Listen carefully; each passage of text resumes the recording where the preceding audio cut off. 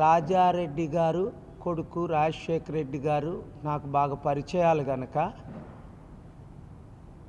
వాళ్ళ ఆత్మతో నేను కమ్యూనికేట్ చేయడానికి ప్రయత్నించాను.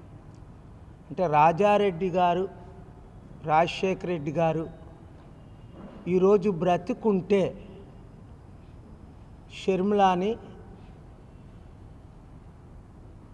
ఏ విధంగా అడ్డుకునేవారు అన్న విషయం నాకు బయలుపడింది. రాజకీయాలు అంటేనే అతి దరిద్రం, మోస్ట్ కరప్షన్.